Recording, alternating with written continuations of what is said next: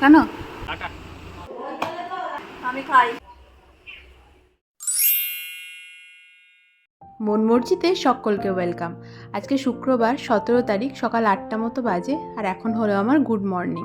এটা আমাদের গাছে হয়েছে, আর মা আচার বানাচ্ছে। আচারের রেসিপিটা আমি খুব শীঘ্রই আপনাদের সাথে শেয়ার করব। সকালবেলা ব্রাশ নিয়ে আমি এই বাইরের রাস্তাটা একটুখানি হাঁটবো। লাস্ট ব্লগে আপনারা দেখেছেন যে আমি চেন্নাই থেকে বাড়ি চলে আসি শারীরিক অসুস্থতার জন্য। অ্যাকচুয়ালি আমার গল ব্লাডার স্টোন হয়েছিল, যেটার অপারেশন লাস্ট ফ্রাইডে মানে 10 তারিখ হয়েছে। তাই আজকে একটু বেটার ফিল করছি বলে ভাবলাম ব্লগটা শুরু করি। আর দেখুন আমাদের গাছে কত সুন্দর আম হয়েছে। ছোটোবেলায় প্রচুর আম হতো, মাঝখানে হওয়া একদম বন্ধ হয়ে গেছিলো। এখন তাও একটা দুটো করে হচ্ছে। যাই হোক, তো ডক্টর আমাকে বলেছে যে রোজ আধ ঘন্টা করে হাঁটতে, সকালবেলা আর বিকেলবেলা। আর আমার এখন দিনটা শুরু হয় ওষুধ খেয়ে, দিনটা শেষ হয় ওষুধ খেয়ে। আর আমার ওষুধ খেতে একদম ভালো লাগে না। ওষুধের কথা ভাবলেই আমার মাথা গরম হয়ে যায়, এরকম মুখ বেঁকে যায়। এখানে আমি আর মা তারপরে বসে বসে গল্প করছিলাম সকাল সকাল। মা স্নান পুজো টুজো সব কিছু সেরে ফেলেছে আমার ঘুম থেকে ওঠার আগেই। এখানে বসে বসে মা কি রান্না হবে তার গবেষণা করছে, আর আমার ভাগ্যে শুধু ঝোল ভাত, আর জামাই আছে বলে ভালো মন্দ খাওয়াচ্ছে। জামাইকে তো একটু করে দিতেই হবে না? আর কি মেনু হবে আজকে? আলু ভাজা হবে, বড়ি ভাজা হবে, ফুলকপি আলুর তরকারি হবে, ডাল হবে। ওই বলে না, আপনি যা ভাববেন তার কোনোটাই হবে না যদি ভগবান না চায়। তো মায়ের সমস্ত প্ল্যানিং সব কিছু বিফলে গেছিলো, আজকের পুরো প্ল্যানিংটাই চেঞ্জ হয়ে গেছিলো। যাই হোক, সেটা বলবো আস্তে আস্তে। তারপর মা আমাকে চা দিল আর বিস্কিট দিল সকালবেলা। আর ওদিকে বাবাও সকাল সকাল বাজার করে চলে এসছে। আজকে ব্রেকফাস্টের মেনুতে ছিল ব্রেড। আমার জন্য অবশ্যই নয়, আমি তো মুড়িই খাই। কেন? ঘুম থেকে উঠেই বলল যে ওকে এক্ষুনি বাড়ি যেতে হবে, একটু দরকারি কাজ পড়ে গেছে। ব্যাস, মায়ের সমস্ত গবেষণা শেষ। তারপর মা বলল যে যেহেতু ও চলে যাবে, একটা ভারী কিছু তো ব্রেকফাস্ট করে দিতেই হবে। আমার বাড়ির থেকে আমার শ্বশুরবাড়ি যেতে প্রায় 2.5 ঘন্টা লাগবে গাড়িতে, ওই জন্য। আর আমি ক্লান্ত হয়ে আবার শুতে চলে এসেছি। দেখুন, ওর জন্য পরোটা, আলু চচ্চড়ি আর মিষ্টি, কত ভালো। আর আমার জন্য মুড়ি আর আলু চচ্চড়ি। কি করা যাবে বলুন, অপারেশন হয়েছে। তারপরে আমরা দুজন ব্রেকফাস্ট করে নিলাম। ও ব্রেকফাস্ট করেই বেরিয়ে যাবে। টাটা। ওর এমনিতে কালকে চলে যাওয়ার কথাই ছিল। কতদিন আর থাকবে বলুন, চেন্নাইও ফিরতে হবে ওকে। তো কালকের বদলে আজকেই চলে গেল। এখন আমি একটুতেই টায়ার্ড হয়ে যাচ্ছি, তো ওই জন্য ও চলে যাওয়ার পর এসে আমি আবার এক প্রস্থর শুয়ে নিয়েছিলাম। আর দেখুন কে উঁকি দিচ্ছে। সকাল সকাল মর্নিং স্কুল সেরে আমার সাথে দেখা করতে আসে।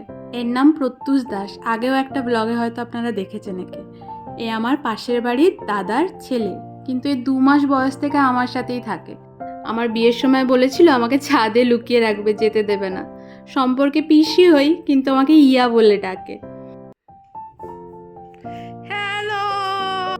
যেহেতু আমার সব রিলেটিভরা তমলুকেই থাকে, আর তার আদরের মেয়ের শরীর খারাপ এতটা, তো সবাই দেখতে আসে।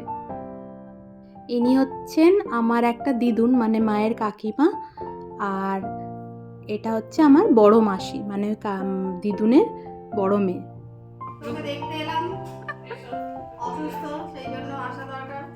আর সবাই আমার জন্য এইসব এনেছে, তাই আমার স্পেশাল। সকালেই ফোন করেছিল, ফোন করে বলেছিল তুই এখন কি খাচ্ছিস, ফল মিষ্টি কিছু নিয়ে যাব। আমি তখন বলে দিয়েছিলাম খবরদার না, ঘরে এবার ফল মিষ্টির দোকান হয়ে যাবে। ভাববেন না এটা আমার জন্য, ওনারা তো জানতেন না যে আমার হাজব্যান্ড চলে যাবে। তো এটা আমার হাজব্যান্ডের জন্য ছিল, যেটা আমার বাবা মার ভাগে রয়েছে এখন। আর এই চিকেন স্টুটা আমার জন্য। আমি তখন সব সেদ্ধ সেদ্ধ খাচ্ছি। আর আমার মতো খাদ্য রসিকের সামনে দেখুন সবাই কেমন দেখিয়ে দেখিয়ে খাচ্ছে। দেখ আমি খাই। বলুন এগুলো কি ঠিক? সবাই মজা নিচ্ছিল আমার। তারপর আমরা এখানে বসে একটু গল্প করছিলাম, আর এখানে এরকম লাফালাফি করছিল। তারপর মা আমাদেরকে খেতে দিয়ে দিল। চিকেন স্টুয়ের সাথে আলু ভাজাও এসেছিল।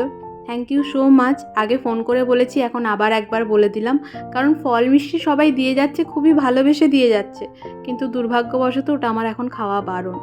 আর এখানে আমি আর পোগো, হ্যাঁ এর নাম পোগো, মানে এর নাম প্রত্যুষ দাস, কিন্তু আমি আদর করে পোগো বলে ডাকি। আমি আর পোগো খেতে বসে গেলাম। ও খাচ্ছে চিকেন কষা, আমি খাচ্ছি চিকেন স্টু। কিন্তু চিকেন স্টুটা খুব টেস্টি হয়েছিল।